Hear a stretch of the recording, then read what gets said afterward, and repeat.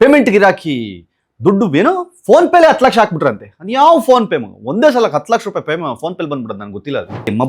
ಮಬ್ಬಿ ತಲೆ ಇದೆಯಲ್ಲ, ಅದರಿಂದ ಹೊರಗಡೆ ಬಂದು ಒಂದ್ಸಲಿ ಯೋಚನೆ ಮಾಡಿ ಕುತ್ಕೊಂಡು, ಹೌದಲ್ವಾ ಇವರು ನ್ಯಾಯ ಸಿಗಬೇಕು ಅಂತಾರೆ, ಕೋರ್ಟ್ಗೆ ಬಿಟ್ಟು ಇನ್ನು ಎಲ್ಲ ಕಡೆ ಹೋಗ್ತಾರೆ. ಇವರು ಡಿಲೀಟ್ ಮಾಡಿಸ್ಬಿಟ್ರು, ನಮ್ಮ ವಿಡಿಯೋ ಡಿಲೀಟ್ ಮಾಡಿಸ್ಬಿಟ್ರು. ಏನು ಅಲ್ಲೆಲ್ಲೋ ಗೂಗಲ್ ಕಂಪನಿ, ಅಮೆರಿಕಾದಲ್ಲಿರೋ ಗೂಗಲ್ ಕಂಪನಿಗೆ, ಯೂಟ್ಯೂಬ್ ಕಂಪನಿಗೆ ಧರ್ಮಸ್ಥಳದ ವೀರೇಂದ್ರ ಹೆಗಡೆ ಅವ್ರು ಫೋನ್ ಮಾಡಿ ಹೇಳಿದ ತಕ್ಷಣ ವಿಡಿಯೋ ಡಿಲೀಟ್ ಮಾಡ್ಬಿಡ್ತಾರೆ ಅನ್ಕೊಂಡಿದ್ದೀರಾ? ನಾವೇ ನಮ್ದೇ ನ್ಯಾಯಾಲಯ ಅಂತ ಹೇಳಿ ಕೂತ್ಕೊಂಡು ರೀಲ್ಸು, ಭಾಷಣ, ವಿಡಿಯೋಸು ಮಾಡಿದ್ರಲ್ಲ, ಎಲ್ಲರಿಗೂ ಬರ್ತಾರೆ. ಈಗ ಒಬ್ಬೊಬ್ರ ಆದ್ಮೇಲೆ ಒಬ್ಬರಿಗೆ ಸಾಕ್ಷಿಗಳನ್ನ ಕೊಂದರು. ಸಾಕ್ಷಿಗಳ ಧರ್ಮಸ್ಥಳದ ಪರವಾಗಿದ್ದವ್ರು ಸತ್ತಾಗ ಪಾಪ ನಷ್ಟ ಯಾರಿಗೆ? ಧರ್ಮಸ್ಥಳದವ್ರಿಗೆ ಅಲ್ವಾ? ಒಂದು 10,000 ಫಾಲೋವರ್ಸು ಇನ್ಸ್ಟಾಗ್ರಾಮಲ್ಲಿ ಹೋದ್ರು, ಒಂದಿಷ್ಟು ಯೂಟ್ಯೂಬಲ್ಲಿ ಸಬ್ಸ್ಕ್ರೈಬರ್ಸ್ ವಾಪಸ್ ಹೋದ್ರು. ಇವೆಲ್ಲ ನನಗಾದ ಲಾಭಗಳು. ನಮಸ್ಕಾರ, ಸ್ಪೀಡ್ ಪ್ಲಸ್ ಕರ್ನಾಟಕದ ವಿಶೇಷ ಕಾರ್ಯಕ್ರಮಕ್ಕೆ ಸ್ವಾಗತ. ನಾನು ನಿಮ್ಮ ಕಿರಿಕೀರ್ತಿ. ಟೈಮ್ ನೋಡಿ ಹೆಂಗೆ, ಒಂದು ತಿಂಗಳ ಕೆಳಗೆ ಏನು ವಾಚಾಮಗೋಚರ ಬಯಸ್ಕೊತಾ ಇದ್ದೆ ನಾನು. ಏನಕ್ಕೆ? ಗುರು, ಧರ್ಮಸ್ಥಳ ದೇವಸ್ಥಾನದ ಬಗ್ಗೆ ಮಾತಾಡಬೇಡಿ ಅಂತ ಹೇಳಿದ್ದಷ್ಟೇ. ಅದನ್ನು ಯಾವುದೋ ಆ್ಯಂಗಲಲ್ಲಿ ಸೌಜನ್ಯ ವಿರುದ್ಧ ಹೋಗ್ತೀನಿ, ಯಾವತ್ತೂ ಹೋಗಿಲ್ಲ. ಈ ಕ್ಷಣಕ್ಕೂ ನಾನು ಹೇಳೋದೇ, ಸೌಜನ್ಯ ಪರವಾಗಿ ಅವಳಿಗೆ ನ್ಯಾಯ ಸಿಗಕ್ಕೆ ಏನು ಮಾಡ್ಬೇಕು ಹೇಳಿ, ನಾವು ರೆಡಿ ಇದ್ದೀವಿ. ನಾನು ಹೇಳಿದೆ, ಸುಪ್ರೀಂ ಕೋರ್ಟ್ಗೆ ಹೋಗ್ತೀರಾ ಬನ್ನಿ, ನಾನು ಬರ್ತೀನಿ ಜೊತೆಲಿ. ನ್ಯಾಯಯುತ ಹೋರಾಟ ಮಾಡಕ್ಕೆ ನಾನು ರೆಡಿ ಇದ್ದೀನಿ. ಆದರೆ ಧರ್ಮಸ್ಥಳಕ್ಕೆ ನುಗ್ಗು ಹೊಡಿತೀವಿ, ಧರ್ಮಸ್ಥಳನ ಸರ್ಕಾರಕ್ಕೆ ಕೊಡಬೇಕು, ಧರ್ಮಸ್ಥಳ ನಾಶ ಮಾಡಬೇಕು, ಧರ್ಮಸ್ಥಳಕ್ಕೆ JCB ಗುದ್ದಿಸ್ಬೇಕು ಅಂದಾಗ ಕೋಪ ಬರಲ್ಲ. ಆ ದೇವರನ್ನ ತಲೆಮಾರುಗಳಿಂದ ನಂಬ್ಕೊಂಬಂದಿರೋ ಫ್ಯಾಮಿಲಿ ನಮ್ಮದು. ಸೊ ಹಾಗಾಗಿ ಕೋಪ ಬರುತ್ತಾ ಇಲ್ಲ, ಅದನ್ನು ಮಾತಾಡಿದೆ. ಬಟ್ ಅದಕ್ಕೆ ಬೇರೆ ಬೇರೆ ಆ್ಯಂಗಲ್ಗಳು. ಪೇಮೆಂಟ್ ಗಿರಾಕಿ ದುಡ್ಡು ಏನೋ ಫೋನ್ ಪೇಲೆ 10 ಲಕ್ಷ ಹಾಕ್ಬಿಟ್ರಂತೆ. ಯಾವ ಫೋನ್ ಪೇ ಒಂದೇ ಸಲ 10 ಲಕ್ಷ ರೂಪಾಯಿ ಫೋನ್ ಪೇಲ್ ಬಂದ್ಬಿಡೋದು, ನನಗೆ ಗೊತ್ತಿಲ್ಲ. ಅದು ಇದೇನು ಗೊತ್ತಾ, ಕಳ್ಳನ್ ಥರ ಯೋಚನೆ ಬರೋದು. ಈ ಪೇಮೆಂಟ್ ಗಿರಾಕಿಗಳಿಗೆ ಮಾತ್ರ ಈ ಪೇಮೆಂಟು ಅಂತ ಅನ್ಸೋದು. ಏನು ಇವರೆಲ್ಲ ಏನು ನಿಮ್ಮ ಪ್ರಕಾರ ಸೌಜನ್ಯ ಪರ ನ್ಯಾಯ ಸಿಗಬೇಕು ಅಂತ ಹೋರಾಡ್ತಿದ್ದಾರೆ ಅನ್ಕೊಂಡಿದ್ದೀರಾ? ಸೌಜನ್ಯ ನ್ಯಾಯ ಸಿಗಬೇಕು ಅಂದಿದ್ರೆ ಸ್ಟ್ರೈಟ್ ಅವೇ ಕೋರ್ಟ್ಗೆ ಹೋಗಿರೋರು.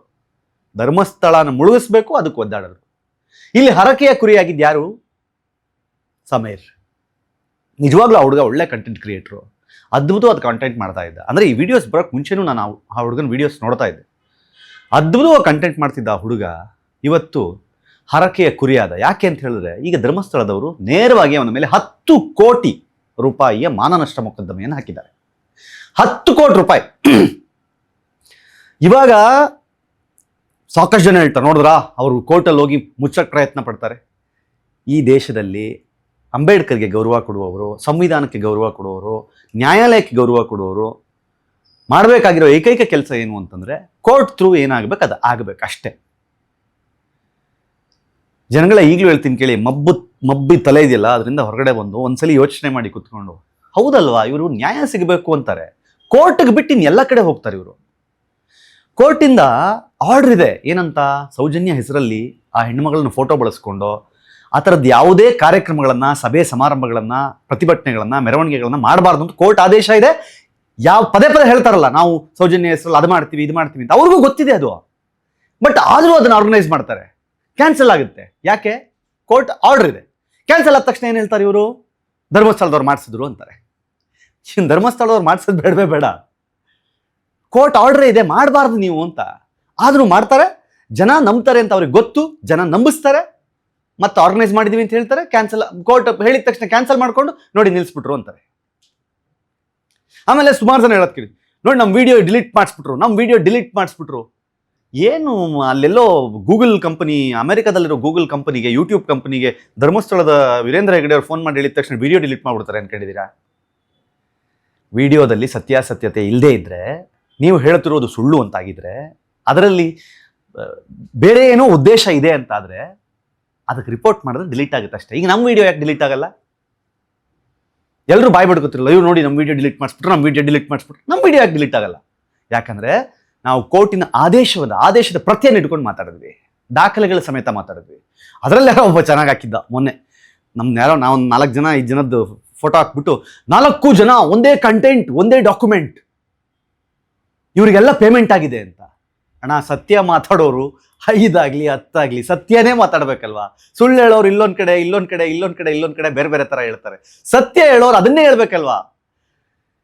ಕೋರ್ಟ್ನ ಆದೇಶದ ಪ್ರತಿಯನ್ನು ಹಿಡ್ಕೊಂಡು ಮಾತಾಡೋರು, ಆದೇಶದ ಪ್ರತಿಯಲ್ಲಿ ಏನಿದೆ ಅದನ್ನೇ ಮಾತಾಡ್ತೀವಿ ಎಲ್ಲರೂ. ನನಗೆ ಪ್ರಿಂಟ್ಔಟ್ ಸಿಕ್ಕಿರೋದು ಅದೇ, ಅವ್ರು ಪ್ರಿಂಟ್ಔಟ್ ತೆಕ್ಕೊಂಡಿರೋದು ಅದೇ. ನಿಮಗೂ ಬೇಕು ಅಂತ ಹೇಳಿದ್ರೆ ಈ ಕೋರ್ಟ್ ಅದೇನು ಕೇಸ್ ಫೈಲ್ ನಂಬರ್ ಏನಿದೆ ಅದನ್ನ ಹಾಕಿ ನಿಮಗೂ ಸಿಗುತ್ತೆ ಪ್ರಿಂಟ್ಔಟು. ಏನಿದೆ ಆರ್ಡ್ರು, ಏನು ಬಂದಿದೆ ಅದನ್ನು ಬಿಡೋದು. ಹಂಗೆ ಹಿಂಗೆ ಜನ. ನಾನು ಹೇಳೋದೇ, ನಾನು ಯಾವಾಗಲೂ ಹೇಳ್ತಾ ಇರ್ತೀನಿ, ಸಿನಿಮಾ ನೋಡ್ಬೇಕಾದ್ರೆ ಅವರಿಬ್ರು ಆ್ಯಕ್ಟ್ ಮಾಡ್ತಾರೆ ಅಂತ ಗೊತ್ತಿದ್ರು ಎಮೋಷನಲ್ ಸೀನ್ ಬಂದರೆ ಕಣ್ಣೀರು ಹಾಕೋ ಜನ ನಾವು. ಒಬ್ಬ ಗೌಡರು ಹೀಗೆ ಮಾಡಿದರು, ಗೌಡರ ಮನೆಯವರು ಹೀಗೆ ಮಾಡಿದರು ಅಂದ ತಕ್ಷಣ ಎಲ್ಲರೂ ಸಹಿತ ಏನು ಇದಕ್ಕೂ ಮಬ್ಬಾದಂಗೆ ನೀಟಾಗಿ ಹೌದು ಹೌದು ಹೌದು ಹೌದು ಅಂದ್ರು. ಪಾಪ ನೋಡಿ, ಈಗ ಹುಡುಗ 10 ಕೋಟಿ ರೂಪಾಯಿ ಡಿಫೆಮೇಷನ್ ಕೇಸ್ ಹಾಕ್ಸ್ಕೊಂಡಿದ್ದಾನೆ. ಅದಕ್ಕೆ ಕೋರ್ಟ್ ಫೀಸ್ ಸಹಿತ ಕಟ್ಟಿರ್ತಾರೆ ಅವ್ರಿಗೆ ಧರ್ಮಸ್ಥಳದವರು. ಈ 10 ಕೋಟಿ ರೂಪಾಯಿ ಡಿಫೆಮೇಷನ್ ಕೇಸ್ ಹಾಕಿದ ಮೇಲೆ ಈಗ ಅವ್ನು ಕೋರ್ಟಿಗೆ ಬರಬೇಕು. ಅಬ್ಜೆಕ್ಷನ್ ಕೋರ್ಟ್ ಆರ್ಡರ್ ಹೇಳಿದೆ, ಇಮಿಡಿಯೇಟ್ಲಾಗಿ ಅದಕ್ಕೆ ಸಂಬಂಧಪಟ್ಟ ವಿಡಿಯೋಗಳನ್ನ ಏನಿದೆ ಅದನ್ನು ಡಿಲೀಟ್ ಮಾಡಬೇಕು. ಅಟ್ ದ ಸೇಮ್ ಟೈಮ್ ಕೋರ್ಟ್ಗೆ ಈಗ ಪ್ರೆಸೆಂಟ್ ಆಗಬೇಕು. ಕೋರ್ಟ್ಗೆ ಪ್ರೆಸೆಂಟ್ ಆಗಿ ಏನು ಮಾಡಬೇಕು? ಇಲ್ಲ 10 ಕೋಟಿ ರೂಪಾಯಿ ಕಟ್ಕೊಡ್ಬೇಕು. ಹೌದು ನಾನು ತಪ್ಪು ಮಾಡಿದ್ದೀನಿ ಅಂತ ಹೇಳಿ, ತಪ್ಪು ಮಾಡಿದ್ದೀನಿ ಅಂತ ಹೇಳಿದ್ರೆ 10 ಕೋಟಿ ರೂಪಾಯಿ ಕಟ್ಟಬೇಕು. ಉಳಿದಿದ್ದು ಏನಾಗುತ್ತೆ ಅದನ್ನು ಫೇಸ್ ಮಾಡಬೇಕು. ಇಲ್ಲ ಅಂತಂದ್ರೆ ಅದೊಂದು ಕಾಲ್ಪನಿಕ ಕತೆ ನಾನು ಹೇಳಿದ್ದು ಅಂತ ಹೇಳಬೇಕು. ಎರಡೇ ಆಪ್ಷನ್ ಈಗಿರೋದು. ಹೌದು ನಾನು ಧರ್ಮಸ್ಥಳದವ್ರ ಬಗ್ಗೆನೇ, ವೀರೇಂದ್ರ ಹೆಗಡೆ ಅವ್ರ ಫ್ಯಾಮಿಲಿ ಬಗ್ಗೆನೇ ಮಾತಾಡಿದ್ದೀನಿ ಅಂತಂದ್ರೆ ಲೀಗಲ್ ಕಾನ್ಸಿಕ್ವೆನ್ಸಸ್ನ ಫೇಸ್ ಮಾಡಲೇಬೇಕಾಗತ್ತೆ. ಈಗ ಇಲ್ಲ ಇದೊಂದು ಕಾಲ್ಪನಿಕ ಕತೆ ನಾನು ಸುಮ್ಮನೆ ಹೇಳಿದೆ ಅಂತ ಹೇಳಿದ್ರೆ ಜನ ನಂಬುದವರು ಇಡೀ ಕರ್ನಾಟಕ ಉಗಿಯಲ್ವ ಕ್ಯಾಕರಿಸಿ ಒಂದು ಕಾಲ್ಪನಿಕ ಕತೆ ಹೇಳ್ಬಿಟ್ಟು ನಮ್ಮನ್ನು ನಂಬಿಸಿ. ಬಟ್ ಒಂದಿದೆ ಸಾಧ್ಯತೆ, ಸಮೀರ್ಗೆ ನಾನು ಹೇಳೋದು, ಸಮೀರ್ ನಿಮ್ಮನ್ನ ಇವತ್ತು ಹರಕೆಯ ಕುರಿ ಮಾಡಿದ್ರೋ ಅಥವಾ ನಿಮಗೆ ಇಷ್ಟಪಟ್ಟು ಮಾಡಿದ್ರೋ ಅದೇನೋ ಮಾಡಿ, ಬಟ್ ನಾನು ಹೇಳ್ತಾ ಇರೋದು ಈಗ ನಿಮ್ಮ ಮೇಲೆ ಡಿಫೆಮೇಷನ್ ಕೇಸ್ ಬಿದ್ದಾಗ ಈಗ ನಿಮ್ಮ ಸುತ್ತ ಇರೋರು ಯಾವಾಗಲೂ ಹೇಳ್ತಾರಲ್ಲ, ನಮ್ಮ ಹತ್ರ ದಾಖಲೆಗಳಿದೆ, ನಮ್ಮ ಹತ್ರ ಡಾಕ್ಯುಮೆಂಟ್ಸ್ ಇದೆ, ನಮ್ಮ ಹತ್ರ ಪ್ರೂಫ್ಸ್ ಇದೆ, ಸಾಕ್ಷಿಗಳಿದೆ ಅಂತ ಯಾವಾಗಲೂ ಹೇಳ್ತಾ ಇರ್ತಾರಲ್ಲ ನಿಮ್ಮ ಸುತ್ತ. ದಯವಿಟ್ಟು ಈಗ ಅವರ ಹತ್ರ ಆ ಸಾಕ್ಷಿಗಳನ್ನು ಇಸ್ಕೊಳ್ಳಿ, ಆ ಡಾಕ್ಯುಮೆಂಟ್ನ ಕಲೆಕ್ಟ್ ಮಾಡಿ. ಹೌದು ನಾನು ಅವ್ರ ಬಗ್ಗೆನೇ ಹೇಳಿದ್ದು, ಬೇಕಾದ್ರೆ ಅದಕ್ಕೆ ಸಾಕ್ಷಿ ಇಲ್ಲಿದೆ ನೋಡಿ ಅಂತೇಳಿ ಕೋರ್ಟಿಗೆ ಕೊಡಿ. ಬೆಸ್ಟ್ ಟೈಮ್ ನೋಡಿ ಹೇಳ್ತೀನಿ, ಯಾರನ್ನೂ ಬಿಡೋದು ಬೇಡ, ಎಲ್ಲರೂ ಒಳಗಾಕ್ಸೋಣ. ನೀವು ಬಚಾವ್, ಸೌಜನ್ಯಗೂ ನ್ಯಾಯ. ಇಡೀ ಕರ್ನಾಟಕದ ಯಾರ್ಯಾರು ಆಸೆ ಪಟ್ಟಿದ್ರಲ್ಲ ಅವರೆಲ್ಲರಿಗೂ ನೆಮ್ಮದಿ, ಅವ್ರ ಕುಟುಂಬಕ್ಕೂ ನೆಮ್ಮದಿ, ಎಲ್ಲರಿಗೂ ಖುಷಿ ಸಿಗುತ್ತೆ ಈಗ. ಸೊ ಏನು ಮಾಡ್ಬೇಕು ನೀವು ಅದಕ್ಕೀಗ? ನಿಮ್ಮ ಸುತ್ತಮುತ್ತ ನನ್ನ ಹತ್ರ ಸಾಕ್ಷಿ ಇದೆ, ನನ್ನ ಹತ್ರ ದಾಖಲೆ ಇದೆ ಅಂದವ್ರನ್ನ ಇವಾಗ, ಸರ್ ನಿಮ್ಮನ್ನು ನಂಬ್ಕೊಂಡು ವಿಡಿಯೋ ಮಾಡಿಬಿಟ್ಟಿದ್ದೀನಿ, ದಯವಿಟ್ಟು ಈಗ ಸಾಕ್ಷಿ ದಾಖಲೆಗಳನ್ನು ಕೊಡಿ, ನಾನು ಕೋರ್ಟ್ಗೆ ಪ್ರೊಡ್ಯೂಸ್ ಮಾಡಿ ನಾನು ಈ ಕೇಸಿಂದ ಬಚಾವಬೇಕು ಅಂತ ಹೇಳಿ. ಆಮೇಲೆ ಇದು ಸಮೀರ್ಗೆ ಮಾತ್ರ ನಿಲ್ಲಲ್ಲ, ನಾನು ಹೇಳ್ತೀನಿ ಕೇಳಿ. ಯಾರ್ಯಾರು ಯಾವ ದಾಖಲೆಗಳಿಲ್ಲದೆ, ಅಯ್ಯೋ ದೊಡ್ಡ ನಾವೆಲ್ಲ ಸ್ಪೆಷಲಿಸ್ಟ್ಗಳು, ನಾವೆಲ್ಲ ಜಡ್ಜ್ಗಳು ಅನ್ನೋ ಥರದಲ್ಲಿ ನಾವೇ ನಮ್ಮದೇ ನ್ಯಾಯಾಲಯ ಅಂತ ಹೇಳಿ ಕೂತ್ಕೊಂಡು ರೀಲ್ಸು, ಭಾಷಣ, ವಿಡಿಯೋಸು ಮಾಡಿದ್ರಲ್ಲ, ಎಲ್ಲರಿಗೂ ಬರ್ತಾರೆ. ಈಗ ಒಬ್ಬೊಬ್ಬರ ಆದ್ಮೇಲೆ ಒಬ್ಬರಿಗೆ ಎಲ್ರಿಗೂ ಬರ್ತಾರೆ. ಧರ್ಮಸ್ಥಳದ ಬಗ್ಗೆ ಇಷ್ಟುದ್ದ ಕಮೆಂಟ್ ಹಾಕ್ತಾ ಇದ್ರಲ್ಲ, ನಿಮಗೂ ಬರ್ತಾರೆ. ಯಾಕಂದ್ರೆ ನೀವೇನೇನು ಮಾತಾಡಿದ್ದೀರಿ ಅವು ಯಾವುದು ಸಾಕ್ಷಿ ಇಲ್ಲದೆ ಮಾತಾಡಿರೋದು, ಯಾವುದಕ್ಕೂ ಸಾಕ್ಷಿ ಇಲ್ಲ, ಸುಮ್ಮನೆ ಮಾತಾಡಿದ್ರಿ. ಯಾರೋ ಹೇಳ್ದ ಕತೆ ನೀವು ನಂಬುದ್ರಿ, ಮಾತಾಡಿದ್ರಿ. ಧರ್ಮಸ್ಥಳನ ಕರ್ಮಸ್ಥಳ ಏನು ಕರ್ಮಸ್ಥಳನೋ ಅಂದ್ರೆ ನಾನು ಹೇಳ್ತಾ ಇರೋದು, ನನಗೆ ಆಶ್ಚರ್ಯ ಆಗದೆ ಏನು ಗೊತ್ತಾ, ನಿಜವಾಗಿಯೂ ಸೌಜನ್ಯಗೆ ನ್ಯಾಯ ಕೊಡಿಸುವ ಉದ್ದೇಶ ಇದ್ದಿದ್ರೆ we would have appreciated this, easily we would have appreciated this. ಇಲ್ಲ, ಉದ್ದೇಶವೇ ಇರಲಿಲ್ಲ. ಇಲ್ಲಿದ್ದಷ್ಟೇ ಧರ್ಮಸ್ಥಳಕ್ಕೆ ನುಗ್ಗೋಣ, ಧರ್ಮಸ್ಥಳನ ಹೊಡೆದಾಕೋಣ, ಧರ್ಮಸ್ಥಳಕ್ಕೆ JCB ನುಗ್ಸೋಣ, ಧರ್ಮಸ್ಥಳನ ಮುಳುಗಿಸ್ಬಿಡೋಣ, ಧರ್ಮಸ್ಥಳನ ನಾಶ ಮಾಡ್ಬಿಡೋಣ, ಇಷ್ಟೇ ಇದ್ದಿದ್ದು. ಯಾರಿಗೂ ಸಹಿತ ನಾನು ಹೇಳ್ತೀನಿ, ಅಲ್ಲಿ ಸೌಜನ್ಯಗೆ ನ್ಯಾಯ ಕೊಡಿಸುವ ಉದ್ದೇಶ ಖಂಡಿತವಾಗಿಯೂ ಇರಲಿಲ್ಲ. ಒಂದು ಹಿಂದೂ ಧರ್ಮದ ಪವಿತ್ರ ದೇವಸ್ಥಾನವನ್ನು ಅದರ ಹೆಸರನ್ನು ಹಾಳು ಮಾಡುವ ದೃಷ್ಟಿಯಲ್ಲಿ, ಅದರ ಹೆಸರನ್ನು ನಾಶ ಮಾಡುವ ದೃಷ್ಟಿಯಲ್ಲಿ ಏನೇನು ಮಾಡಬೇಕೋ ಎಲ್ಲ ಮಾಡಿದ್ರು A to Z. ಬಟ್ ದೇವರು ಭಗವಂತ ಅಂತ ಒಬ್ಬ ಇರ್ತಾನಲ್ಲ, ಅವನು ನೋಡ್ತಾನಲ್ಲ. ನಾನು ಯಾವಾಗಲೂ ಹೇಳ್ತೀನಿ ನೋಡಿ, ಅದೇ ನ್ಯಾಯಾಲಯ ಈಗಲೂ ಇವರು ಯಾರು ಅವ್ರು ಆ ಜೈನ್ ಈ ಜೈನ್ ಅಂತಾರಲ್ಲ, ಅವರನ್ನ ಇಲ್ಲ ಇವ್ರು ಇದರಲ್ಲಿ ಇಲ್ಲ ಅಂತ ಹೇಳಿ ನ್ಯಾಯಾಲಯ ಬಿಟ್ಟು ಕಳಿಸಿದಾಗ ಅದು ಇವರೆಲ್ಲ ಏನು ಹೇಳಿದ್ರು ಅವಾಗ, ನೋಡಿ ನಮ್ಗೆ ಅನ್ಯಾಯ ಆಯಿತು ಅಂತಂದ್ರು. ಯಾವ ಸಂತೋಷ್ ರಾವನ್ನ ಅದೇ ನ್ಯಾಯಾಲಯ ನಿರಪರಾಧಿ ಅಂತ ಹೇಳ್ತು, ಅಯ್ಯಯ್ಯೋ ನೋಡಿ ನ್ಯಾಯ ಸಿಕ್ತು ನಮಗೆ ಅಂದರು. ಅಂದರೆ ಬೇಕಾದ ಹಾಗೆ, ಬೇಕೆಂದಾಗ ತಮಗೆ ಬೇಕಾದ ಹಾಗೆ ನ್ಯಾಯಾಲಯದ ಆದೇಶವನ್ನು ಇರ್ಬೋದು, ಅಥವಾ ಪೊಲೀಸ್ ಠಾಣೆಯ ಸಾಕ್ಷಿಗಳ ವರದಿ ಇರ್ಬೋದು, ಪ್ರತಿಯೊಂದನ್ನು ಸಹಿತ ಅವ್ರಿಗೆ ಬೇಕಾದಂಗೆ ಅವ್ರು ಹಂಗೆ ಹೇಳಿದ್ರೆ ಅದು ತಪ್ಪು, ಇವ್ರು ಹೆಂಗೆ ಹೇಳಿದ್ರು ಅದು ಸರಿನೇ. ಜನ ನಂಬ್ತಾ ಹೋದ್ರು, ನಂಬಿಸಿ ನೋಡಿ ಅವರೆಲ್ಲರ ಮೇಲೂ ಕಂಟೆಂಪ್ಟ್ ಇದೆ. ಅಂದರೆ ಮಾತಾಡಂಗಿಲ್ಲ ಅವರು ಧರ್ಮಸ್ಥಳದ ಅಗೇನ್ಸ್ಟ್, ಅವ್ರಿಗೆ ಗೊತ್ತು. ಅದಕ್ಕೇನು ಮಾಡ್ತಾರೆ ಪಾಪ, ಈ ಸಮೀರ್ನಂತವ್ರನ್ನ ಕರ್ಕೊಂಬಂದು ಮಾಡಿಸ್ತಾರೆ, ಅಂಥವ್ರು ಬಲಿ ಆಗ್ತಾರೆ. ಬೇಜಾರಾಗುತ್ತೆ, ನಿಜವಾಗ್ಲೂ ಬೇಜಾರಾಗುತ್ತೆ. ಯಾಕಂತಂದರೆ ಪಾಪ ಹುಡುಗ ಇವಾಗ ಹೋಗಲ್ ಕಾಲ್ಪನಿಕ ಕಥೆ ಅಂತ ಹೇಳಿದ್ರು ಅದಾದ್ಮೇಲೆ ಸಾಕ್ಷಿನಾಶ ಅಂತ ಇನ್ನೊಂದು ವಿಡಿಯೋ ಮಾಡಿದ್ದು, ಅದಾದ್ಮೇಲೆ ಧರ್ಮಸ್ಥಳದ ವಿರುದ್ಧ ಹೋರಾಡೋಣ ನಾವು ಹೋಗೋಣ ಅಂತ ಮತ್ತೆ ವಿಡಿಯೋಸ್ ಮಾಡಿದ್ದು, ಅವೆಲ್ಲವೂ ಇದೆ ಸಾಕ್ಷಿಯಾಗಿ. ಈಗ ಕೋರ್ಟ್ಗೆ ಹೋಗಿ ಒಪ್ಕೊಳ್ಳೇಬೇಕು, ಇದನ್ನ ಫೇಸ್ ಮಾಡಲೇಬೇಕು. ಇವಾಗ ನಾನು ಅದನ್ನೇ ಹೇಳ್ತೇನೆ, ಯಾಕೆ ನೀವ್ ಯಾಕೆ ಹಂಗೆ ಮಾತಾಡೋದು, ಮೀಡಿಯಾದವ್ರು ಯಾಕೆ ಮಾತಾಡಲ್ಲ ಅಂತ ಕೇಳ್ತಿರಲ್ಲ. ರೀ ಸ್ವಾಮಿ, ಕೋರ್ಟಿನ ಆರ್ಡರ್ ಏನಿದೆ ಅದಾದ್ಮೇಲೆ ಮೀಡಿಯಾದವ್ರು ಮಾತಾಡೋದ್ರು ಕಂಟೆಂಪ್ಟಿ ಅಲ್ವೇನ್ರಿ? ಗೊತ್ತಿದೆ, ಏನ್ ಮೀಡಿಯಾದವ್ರಿಗೆ ತಲೆ ಇಲ್ವಾ? ಅಂಡ್ ನಾನು ಹೇಳೋದು, ಇದಿಷ್ಟು ಕೇಸ್ನಲ್ಲಿ ಈಗ ಧರ್ಮಸ್ಥಳದವರೇ ಒಂದು ರಿಟ್ ಅರ್ಜಿ ಹಾಕಿದ್ರು. ಏನಂತ, ಈ ಕೇಸಿಗೆ ಸಂಬಂಧಪಟ್ಟ ಹಾಗೆ ಧರ್ಮಸ್ಥಳದ ಕುಟುಂಬ ಮತ್ತು ಸಿಬ್ಬಂದಿಯ ಸಮೇತವಾಗಿ ಯಾರನ್ನೇ ಯಾವುದೇ ಕ್ಷಣದಲ್ಲಿ ವಿಚಾರಣೆ ಕರೆಯೋದಾದ್ರೂ ನಾವು ಸಿದ್ಧರಿದ್ದೀವಿ ಅಂತ ರಿಟ್ ಹಾಕಿದ್ದು ಇದೇ ಧರ್ಮಸ್ಥಳದವರು. ಎಲ್ಲ ತರದಲ್ಲೂ ಅಂದ್ರೆ ಅದನ್ನ ನೆಕ್ಸ್ಟ್ CBI ಕೊಡಬೇಕು, CID ಕೊಡಬೇಕು ಅಂದಾಗ ಅದಕ್ಕೆ ಲೆಟರ್ ಬರೆದವರು ವೀರೇಂದ್ರ ಹೆಗಡೆ ಅವರು. ಇವೆಲ್ಲ ಯಾರು ಹೇಳೋದೇ ಇಲ್ಲ. ಆಮೇಲೆ ಸಾಕ್ಷಿಗಳನ್ನ ಕೊಂದರು.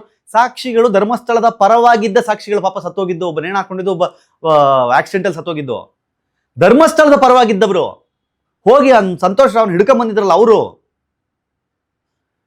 ಇವ್ರೇನ್ ಹೇಳ್ತಾರೆ ಅದನ್ನ ಹೇಳಲ್ಲ. ಸಾಕ್ಷಿಗಳನ್ನ ಕೊಂದರು. ಸಾಕ್ಷಿಗಳ ಧರ್ಮಸ್ಥಳದ ಪರವಾಗಿದ್ದವ್ರು ಸತ್ತಾಗ ಪಾಪ ನಷ್ಟ ಯಾರಿಗೆ? ಧರ್ಮಸ್ಥಳದವ್ರಿಗೆ ಅಲ್ವಾ? ಇವ್ರು ಹಂಗೆ ಹೇಳಲ್ಲ. ನಮ್ಗೆ ಅವ್ರಿಗೆ ಮ್ಯಾನಿಪುಲೇಟ್ ಮಾಡಿ ನಿಮ್ಮ ಹತ್ರ ಹೆಂಗ್ ನಂಬಿಸ್ಬೇಕು ಅಂತ ಗೊತ್ತು, ಜನ ನಂಬ್ತೀರಾ ಅಂತ ಗೊತ್ತು, ನಂಬಿಸ್ತಾರೆ. ನಾನು ಈಗಲೂ ಹೇಳ್ತಾ ಇದ್ದೀನಿ, ನಾನು ಮಾತಾಡ್ತಾ ಇರೋದು ಸೌಜನ್ಯ ಕೇಸ್ನ ಸುತ್ತ ಮಾತ್ರ. ಪಾಪ ಹೆಣ್ಣು ಮಗುವಿಗೆ ನ್ಯಾಯ ಸಿಗಬೇಕು. ನನಗೆ ಸಿಕ್ಕಿಲ್ಲ ಅನ್ನೋದೇ ಬಹಳ ದೊಡ್ಡ ಅನ್ಯಾಯ. ಸಿಗಬೇಕು. ಬಟ್ ಸೌಜನ್ಯ ವಿಷಯದಲ್ಲಿ ಏನೋ ಗುತ್ತಿಗೆ ತಗೊಂಡವ್ರಂಗೆ ನಾವು ಮಾಡ್ತೀವಿ ಅಂತ ನಾನು ಇಷ್ಟ ಹೇಳಿ. ನಾನು ಮೊನ್ನೆ ಕೇಳ್ತಾ ಇದ್ದೆ, ಮೊನ್ನೆ ಯಾರು ಹೇಳ್ತಾ ಇದ್ರು, CBI ಅವರಲ್ವಾ ಹೋಗ್ಬೇಕಾಗಿರೋದು ಸುಪ್ರೀಂ ಕೋರ್ಟಿಗೆ. CBI ಯಾಕೆ ಹೋಗ್ತಾರೆ? ಅವರು ಹೈಕೋರ್ಟಿಗೆ ಮತ್ತೆ ರಿಟರ್ನ್ ಅರ್ಜಿ ಹಾಕಿದ್ರು, ಈ ಕೇಸ್ ರೀಇನ್ವೆಸ್ಟಿಗೇಟ್ ಮಾಡಿ, ನಮಗೆ ಗ್ಯಾರಂಟಿ ಇದೆ ಸಂತೋಷ್ ರಾವೇ ಮಾಡಿರೋದು ಅನ್ನೋದಕ್ಕೆ ಸಾಕ್ಷಿಗಳಿದೆ, ದಯವಿಟ್ಟು ರೀಇನ್ವೆಸ್ಟಿಗೇಟ್ ಮಾಡಿ ಅಂತ ಕೋರ್ಟ್ ರಿಜೆಕ್ಟ್ ಮಾಡ್ತಾರೆ ಸೆಕೆಂಡ್ರಿ. ಅವಾಗ ಇವರಾದ್ರೂ ಹೋಗ್ಬೇಕಾ ಸುಪ್ರೀಂ ಕೋರ್ಟ್ಗೆ? ನೋಡಿ ನಮ್ಮ ಹತ್ರ ಸಾಕ್ಷಿಗಳಿದೆ, ಮುಚ್ಚಿದ ಲಕೋಟೆಯಲ್ಲಿ ಸಾಕ್ಷಿಗಳನ್ನು ಇಟ್ಟು ನಾನು ಸುಪ್ರೀಂ ಕೋರ್ಟ್ಗೆ ಬಂದು ನಿಮ್ಮ ಹತ್ರ ಹೇಳ್ತಾ ಇದ್ದೀನಿ, ಇದನ್ನ ರೀಇನ್ವೆಸ್ಟಿಗೇಟ್ ಮಾಡಿ, ಇಂಥವರೇ ಮಾಡಿರೋದು, ನಿಮ್ಮ ಹತ್ರ ಸಾಕ್ಷಿ ಇದೆ ಅಲ್ವಾ, ಧರ್ಮಸ್ಥಳದವರೇ ಮಾಡಿರೋದು ಅಂತ. ಬಟ್ ಆ ಸಾಕ್ಷಿಗಳನ್ನು ಯಾಕೆ ಒಪ್ಸಲ್ಲ? ಹೋಗ್ಲಿ, ಮಾಧ್ಯಮದ ಎದುರುಗಡೆ ಆದ್ರೆ ಇಲ್ಲಿ ತನಕ ಯಾಕೆ ಕೊಡಲ್ಲ? ದಯವಿಟ್ಟು ನನಗೇನು ಬೇಜಾರು ಅಂತಂದ್ರೆ, ಇವತ್ತು ನಾನು ಹೇಳ್ತಾ ಇದ್ದೀನಿ, ನಾನು ಮೊದಲ ವಿಡಿಯೋ ಮಾಡಿದಾಗ ನನಗೆ ಸಮೀರ್ ಅಗೇನ್ಸ್ಟ್ ಏನೂ ಇರಲಿಲ್ಲ. ಸೌಜನ್ಯ ಪರವಾಗಿ ಆ ವಿಡಿಯೋನ ಬೇಕಾದ್ರೆ ಈಗಲೂ ಹೋಗಿ ನೋಡಿ, ಸೌಜನ್ಯ ಪರವಾಗಿಯೇ ನಾನು ಅದ್ರಲ್ಲಿ ಮಾತಾಡಿರೋದು. ಆ ಹೆಣ್ಣು ಮಗುವಿಗೆ ನ್ಯಾಯ ಸಿಗಬೇಕು. ಆದರೆ ಧರ್ಮಸ್ಥಳವನ್ನು ಸರ್ಕಾರಕ್ಕೆ ಒಪ್ಪಿಸಿ ಧರ್ಮಸ್ಥಳದವ್ರು ಹಿಂಗೆಲ್ಲ ಮಾಡಿದ್ರು ಅಂತ ಹೇಳಿ ಮಂಜುನಾಥನನ್ನು ಟಾರ್ಗೆಟ್ ಮಾಡಿದಾಗ, ದೇವಸ್ಥಾನವನ್ನು ಟಾರ್ಗೆಟ್ ಮಾಡಿದಾಗ ನಾನು ಒಪ್ಪಲ್ಲ. ಅಷ್ಟೇ ನಾನು ಮಾತಾಡಿದ್ದು. ಅದಕ್ಕೆ ರೆಕ್ಕೆ ಪುಕ್ಕ ಕಟ್ಟಿದ್ರು. ನಾನು ಹೇಳ್ತೀನಿ ಕೇಳಿ, ಇದು ಸಮೀರಿಗೆ ನಿಲ್ಲಲ್ಲ. ನಾನು ಹೇಳ್ತೀನಿ, ಸಮೀರ್ ಒಬ್ಬನೇ ಅಲ್ಲ ಈಗ ಪಾಪ ಸಿಗಾಕೊಳ್ಳೋದು. ಯಾರ್ಯಾರು ಇಲ್ಲಿ ತನಕ ಎಲ್ಲ ಆರ್ಭಟಿಸಿ ಗರ್ಜಿಸಿದ್ರಲ್ಲ, ಎಲ್ಲರೂ ಅನುಭವಿಸ್ಲೇಬೇಕೀಗ. ಎಲ್ಲರೂ ಅನುಭವಿಸ್ಬೇಕು. ನಾನು ಹೇಳ್ತೀನಿ ಕೇಳಿ, ಅದಕ್ಕೆ ಒಂದು ಸ್ಪಷ್ಟವಾದ ಟೀಮ್ ಅದಕ್ಕೆ ವರ್ಕ್ ಮಾಡ್ತಾ ಇದೆ. ಯಾರ್ಯಾರು ಏನೇನು ಎಲ್ಲೆಲ್ಲಿ ಮಾತಾಡಿದ್ದೀರಾ, ನಿಮ್ಗೆ ಅವ್ರು ಏನೂ ಕೇಳಲ್ಲ. ನಿಮ್ಮ ಮೇಲೆ ಡಿಫೆಮೇಷನ್ ಹಾಕ್ತಾರೆ, ಕೋರ್ಟ್ ಕರೀತಾರೆ, ಅಲ್ಲಿ ಬಂದು ನೀವು ಹೇಳಿರುವುದಕ್ಕೆ ಸಾಕ್ಷಿಯನ್ನು ಒದಗಿಸಿ ಅಂತ ಕೇಳ್ತಾರೆ. ಅಷ್ಟೇ ಬಿಟ್ಟರೆ ಏನೂ ಮಾಡಲ್ಲ. ಇಲ್ವಾ, ನಮ್ಮ ಬಗ್ಗೆ ನೀವು ಕೇಳಿದಾಗ ಹಿಂಗೆ ಮಾತಾಡಿದ್ರೆ ಇಷ್ಟು ಕಟ್ಕೊಡಿ ಅಂತ ಕೇಳ್ತಾರೆ. ದಯವಿಟ್ಟು ಇದಕ್ಕೆ ರೆಡಿ ಆಗಿರಿ ಅಷ್ಟೇ. ಯಾರ್ಯಾರು ಮಾಡ್ತಾ ಇದ್ದೀರಿ, ಯಾರ್ಯಾರು ಕಮೆಂಟ್ ಮಾಡಿದ್ರಿ, ಯಾರ್ಯಾರು ರೀಲ್ಸ್ಗಳು ಮಾಡಿದ್ರಿ, get ready to face this. ನಿನಗೇನು ಲಾಭ ಕೀರ್ತಿ? ಹೌದು, ನನಗೆ ಲಾಭ ಆಗಿದೆಯಪ್ಪ, ಇಲ್ಲ ಅಂತ ನಾನು ಹೇಳಲ್ಲ. ಏನು ಗೊತ್ತಾ, ಒಂದು 10,000 ಫಾಲೋವರ್ಸು ಇನ್ಸ್ಟಾಗ್ರಾಮಲ್ಲಿ ಹೋದರು, ಒಂದಿಷ್ಟು ಯೂಟ್ಯೂಬಲ್ಲಿ ಸಬ್ಸ್ಕ್ರೈಬರ್ಸ್ ವಾಪಸ್ ಹೋದರು. ಇವೆಲ್ಲ ನನಗಾದ ಲಾಭಗಳು. ಏನಕ್ಕೆ? ನನ್ನ ದೇವ್ರ ಬಗ್ಗೆ ನಾನು ಮಾತಾಡೋದಕ್ಕೆ. ನನಗೆ ಅದಕ್ಕೆ ಬೇಜಾರಿಲ್ಲ. ಯಾಕೆ ಅಂತ ಹೇಳ್ತೀನಿ ಕೇಳಿ. 8 ಲಕ್ಷ ಚಿಲ್ಲರೆ, ಟೋಟಲ್ 2 ಮಿಲಿಯನ್ ಹತ್ತತ್ರ ಫಾಲೋವರ್ಸ್ ಕೊಟ್ಟವ್ರು ಅದೇ ಮಂಜುನಾಥ ಸ್ವಾಮಿ. ಅದಕ್ಕೊಂದು 10,000 ಪಾಪ ಅವ್ರ ಬಗ್ಗೆ ಮಾತಾಡೋದಕ್ಕೆ ಒಂದು 10,000 ಹೋಗುತ್ತೆ ಅಂದ್ರೆ ಹೋಗಲಿ, ನನಗೇನು ಬೇಜಾರಿಲ್ಲ. ನಾನು ಅವತ್ತು ಸಾಂವಿಧಾನಿಕವಾಗಿ ನ್ಯಾಯಾಲಯ ಏನು ಹೇಳಿತ್ತು ಅದನ್ನೇ ಮಾತಾಡಿದ್ದೆ. ಇವತ್ತು ಅದನ್ನೇ ಮಾತಾಡ್ತೀನಿ, ನಾಳೆನೂ ಅದನ್ನೇ ಮಾತಾಡ್ತೀನಿ. ಅದನ್ನು ಬಿಟ್ಟು ನಾವು ಕಪೋಲ ಕಲ್ಪಿತ ಊಹಾಪೋಹ, ನನಗನ್ಸಿದ್ದು, ನನ್ನ ತಲೆಗೆ ಬಂದಿದ್ದು ಅಂತ ಏನೇ ಮಾತಾಡಿದ್ರು ನಾನು ಫೇಸ್ ಮಾಡಲೇಬೇಕು. ಅದನ್ನು ಹಂಗೆ ಮಾಡೋಕ್ಕೆ ಬರಲ್ಲ.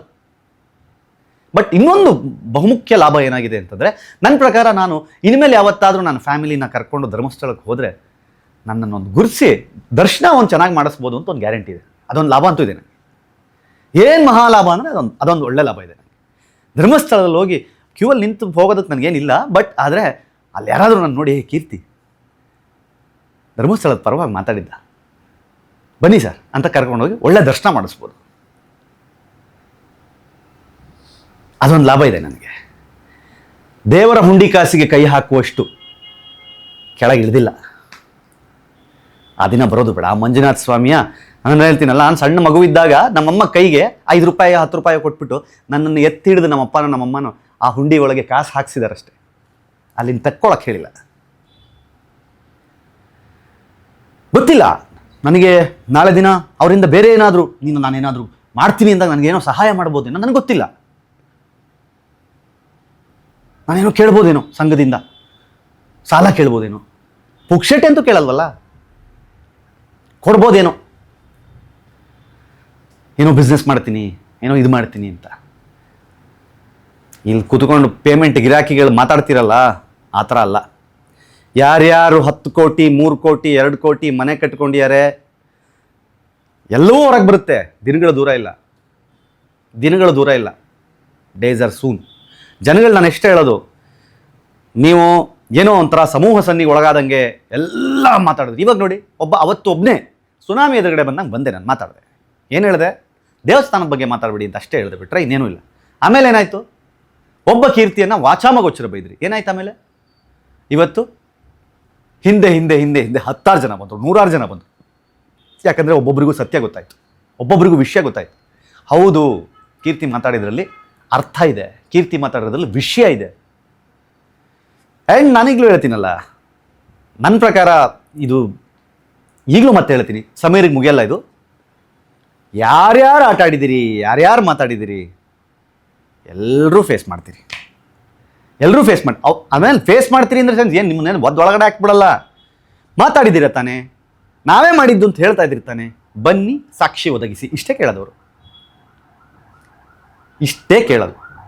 ಅಷ್ಟಕ್ಕೆ ಸಾಕ್ಷಿಗಳನ್ನು ಪೂರಕವಾಗಿ ರೆಡಿ ಇಟ್ಕೊಳ್ಳಿ. ಸಮೀರ್ ಮತ್ತೆ ಹೇಳ್ತಾ ಇದ್ದೀನಿ, ನಿಮ್ಮ ಸುತ್ತಮುತ್ತ ಇರೋರ ಹತ್ರ ಸಾಕ್ಷಿ ಇದೆ, ಅದನ್ನು ಜೋಬಲ್ಲಿ, ಪರ್ಸಲ್ಲಿ, ಮೊಬೈಲಲ್ಲಿ ಇಟ್ಕೊಳ್ಳೋಕ್ಕೆ ಬಿಡ್ದೇನೆ ಅದನ್ನು ಇಸ್ಕೊಂಡು ಕೋರ್ಟಿಗೆ ಪ್ರೊಡ್ಯೂಸ್ ಮಾಡಿ ನೀವು ಸೇಫ್ ಆಗಿ. ಫಸ್ಟ್ ಹರಕೆಯ ಕುರಿ ಮತ್ಯಾರು ಆಗಬೇಡಿ, ಅಷ್ಟೇ. ನಿಮ್ಗೇನು ಅನ್ಸುತ್ತೆ ಕಮೆಂಟ್ ಮಾಡಿ ಹೇಳಿ. ನೋಡ್ತಾ ಇರಿ ಸ್ಪೀಡ್ ಪ್ಲಸ್ ಕರ್ನಾಟಕ. ಇದು ನಿಮ್ಮಿಂದ ನಿಮಗಾಗಿ, ನಿಮಗೋಸ್ಕರ. ಮತ್ತೆ ಸಿಗ್ತೀನಿ. ನಮಸ್ಕಾರ. Speed plus Karnataka.